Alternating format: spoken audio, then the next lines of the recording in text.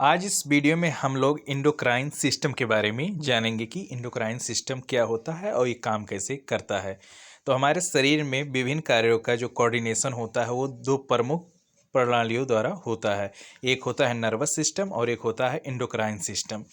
जहाँ पे nervous system fast संकेतों के माध्यम से कार्य करता है, वहीं इंडोक्राइन सिस्टम जो है ये रासायनिक संदेश वाहकों यानी कि केमिकल मैसेंजर के द्वारा ये काम करता है, जैसे कि हार्मोन के द्वारा शरीर के ये कार्यों को कंट्रोल और नियंत्रित करता है। अब जानते हैं हार्मोन होते क्या हैं। तो हार्मोन जो है ये केमिकल सब्सटेंस होते हैं जो विशेष कोशिकाओं या ग्रंथियों द्वारा ये सीक्रेट होते हैं। ये ब्लड में मिलकर टारगेट ऑर्गन्स तक पहुंचते हैं, वहाँ पे अपना जो स्पेशल इनका कार्य होता है वो करते हैं। हार्मोन की थोड़ी मात्रा भी शरीर पर गहरा प्रभाव डालती है। अब जानते हैं टाइप्स ऑफ ग्लैंड्स के बारे में, यानी ग्रंथियां कितने प्रकार की होती हैं। तो पहली है इंडोक्राइन ग्लैंड। ये अपने हार्मोन को सीधे ब्लड में छोड़ने का काम ये करती है, जैसे कि पिट्यूटरी हो गया, थायराइड हो गया, एड्रिनल हो गया, पीनियल ग्लैंड, ये सब जो है इंडोक्राइन ग्लैंड है। सेकंड है एक्सोक्राइन ग्लैंड। तो ये अपने जो इसके सेक्रेटेड मटेरियल होते हैं ये डक्ट यानी कि नालिकाओं के माध्यम से बाहर ये निकलती है, जैसे हो गया लार ग्रंथि और पसीना ग्रंथि जो होता है, जैसे कि स्वेट ग्लैंड और यकृत यानी कि लीवर। तो ये सब एक्सोक्राइन ग्लैंड में आते हैं। थर्ड है हेट्रोक्राइन यानी कि मिक्सेड ग्लैंड। तो ये इंडोक्राइन और एक्सोक्राइन दोनों की तरह काम करती है, जिनमें दोनों प्रकार के जो है सिक्रेशन होते हैं। तो जैसे इसका एग्जांपल हो गया पैनक्रियाज। तो पैनक्रियाज जो है ये एक मिक्सेड ग्लैंड है।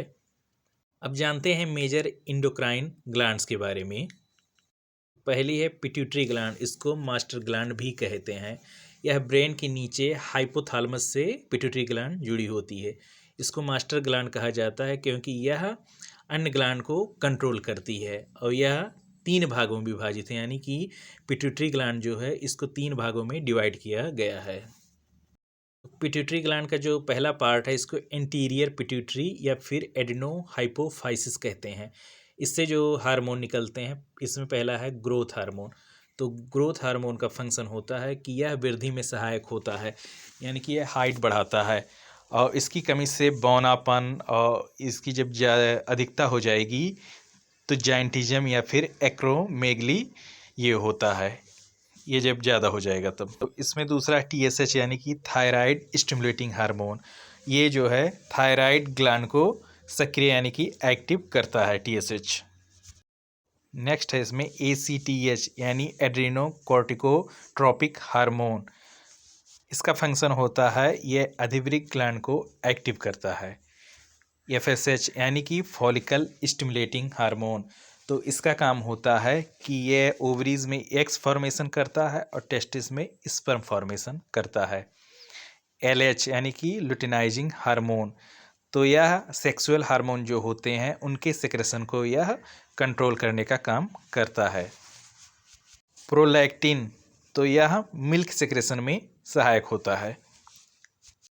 अब जानते हैं पोस्टीरियर पिट्यूटरी या फिर न्यूरो हाइपोफाइसिस भी इसको कहते हैं। इससे कौन कौन हार्मोन सीक्रेट होते हैं। तो इससे निकलता है पहला ADH यानी कि एंटी डायूरेटिक हार्मोन। यह जल संतुलन बनाए रखता है, यानी कि वाटर बैलेंस का काम करता है और इसकी कमी से डायबिटीज इंसिपाइडस होता है। सेकेंड हार्मोन इसमें है ऑक्सीटोसिन, ये भी पोस्टीरियर पिट्यूटरी से निकलता है। तो यह परसों एवं दुग्ध निष्कासन में ये सहायक होता है। इसको मिल्क इजेक्टिंग हार्मोन भी कहते हैं ऑक्सीटोसिन को। पिट्यूटरी का थर्ड पार्ट है इंटरमीडिएट लोब। इससे MSH यानी मेलानोसाइट स्टिमुलेटिंग हार्मोन यहाँ से निकलते हैं। इसके फंक्शन की बात करें तो यह स्किन के कलर को कंट्रोल करता है। अब जानते हैं थायराइड ग्लैंड के बारे में। तो यह गर्दन के आगे वाले भाग में होता है और इससे हार्मोन जो है ये थायरॉक्सिन निकलता है। इसका काम होता है कि यह शरीर के मेटाबॉलिक रेट को ये कंट्रोल करने का काम करता है और ये ग्रोथ और डेवलपमेंट में सहायता करता है। और इसकी असमानताएं हैं, यानी कि इसकी कमी और अधिकता से कौन कौन सी बीमारियां होती हैं।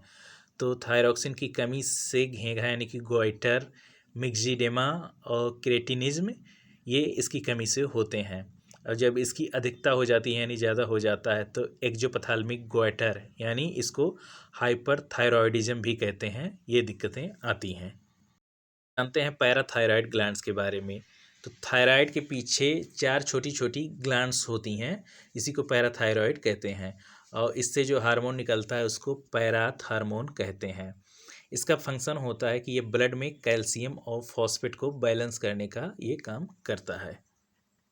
जानते हैं एड्रिनल ग्लैंड के बारे में। तो ये गुर्दे के ऊपर स्थित होती है और ये 2 भागों में बटी होती है। इसमें पहला है कॉर्टेक्स।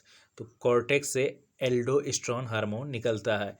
ये वाटर और साल्ट बैलेंस में सहायक होता है। और दूसरा इसमें है कॉर्टिसोल। तो यह मेटाबॉलिक रेट को कंट्रोल करता है और ये तनाव में ये सहायक होता है। इसमें दूसरा पार्ट है मेडुला। तो मेडुला से हार्मोन निकलता है एड्रेनालिन, जिसको इपिनेफ्रिन कहते हैं, और नॉर एड्रेनालिन। इसका काम होता है, इसको इमरजेंसी हार्मोन या फाइट और फ्लाइट हार्मोन कहते हैं। अब जानते हैं पेनक्रियाज के बारे में। तो ये जो है मिक्सेड ग्लैंड होती है और इसमें जो हार्मोन निकलते हैं तो आइलेट ऑफ लैंगरहैंस से इसमें हार्मोन निकलते हैं। पैनक्रियाज से निकलने वाले हार्मोन हैं, पहला है इंसुलिन। तो इंसुलिन जो है ये ब्लड शुगर को घटाता है और दूसरा है ग्लूकागन। तो ये ब्लड शुगर को बढ़ाने का काम करता है और जब पैनक्रियाज ठीक से काम नहीं करता है तो इससे रोग होता है मधुमेह, जिसको डायबिटीज़ मेलाइटस कहते हैं। जानते हैं गोनाड्स के बारे में। तो गोनाड्स में पहला है ओवरीज। ओवरीज में 2 हार्मोन निकलते हैं, ईस्ट्रोजन और प्रोजेस्टेरॉन। तो ईस्ट्रोजन का काम होता है यह स्त्री लक्षणों का विकास करने में ये सहायक होता है और प्रोजेस्टेरॉन जो है ये गर्भावस्था यानी कि प्रेगनेंसी बनाए रखने में सहायक होता है। इसमें दूसरा है टेस्टिस। तो टेस्टिस से टेस्टोस्टेरोन हार्मोन निकलता है, इसमें पुरुष लक्षणों का विकास होता है और इसमें स्पर्म फॉर्मेशन इससे होता है। अब जानते हैं पीनियल ग्लैंड के बारे में। तो ये ब्रेन में स्थित छोटी ग्रंथि होती है और इससे हार्मोन निकलता है मेलाटोनिन। इसका काम होता है ये स्लीप वेक साइकिल को कंट्रोल करने का काम करती है, यानी जो हम सोते जागते हैं उसको ये कंट्रोल करती है। जानते हैं थाइमस ग्लैंड के बारे में। तो यह बाल अवस्था यानी बचपन में एक्टिव होती है और यह छाती के ऊपर भाग में स्थित होती है। इससे जो हार्मोन निकलता है वो थाइमोसिन है और इसका काम होता है इम्यून सिस्टम को मजबूत बनाना। अब जानते हैं हार्मोनल डिसऑर्डर से होने वाले रोगों के बारे में। तो इसमें पिट्यूटरी से ग्रोथ हार्मोन निकलता है और इसकी कमी से बौनापन हो जाता है और जब ये ज़्यादा हो जाएगा ग्रोथ हार्मोन तो जाइंटिज्म या फिर एक्रोमेगली होता है इससे। दूसरा है थायराइड। तो थायराइड से थायरॉक्सिन हार्मोन निकलता है और इसकी कमी से घेघा या क्रेटिनिज्म होता है और ज़्यादा हो जाएगा तो हाइपर थायरॉयडिज्म इससे होता है। अब जानते हैं पैराथायराइड हार्मोन के बारे में। तो पैराथायराइड हार्मोन से पैराथ हार्मोन निकलता है, इसकी कमी से हाइपोकैल्सीमिया और जब ये पैराथ हार्मोन ज़्यादा हो जाएगा तो हाइपरकैल्सीमिया होता है। पेनक्रियाज से हार्मोन निकलता है इंसुलिन। तो जब इसकी कमी हो जाएगी तो डायबिटीज़ मेलिटस होगा और जब इंसुलिन ज़्यादा हो जाएगा तो हाइपोग्लाइसेमिया यानी कि ग्लूकोज की कमी शरीर में हो जाएगी। एड्रिनल, तो इससे कॉर्टिसोल निकलता है और इसकी कमी से एडिसन रोग होता है और जब ये कॉर्टिसोल ज़्यादा हो जाएगा तो कुशिंग सिंड्रोम इससे होता है। तो वीडियो आप लोग को अच्छा लगा है तो ज़्यादा से ज़्यादा चैनल को सब्सक्राइब करिए, वीडियो को लाइक करिए। धन्यवाद।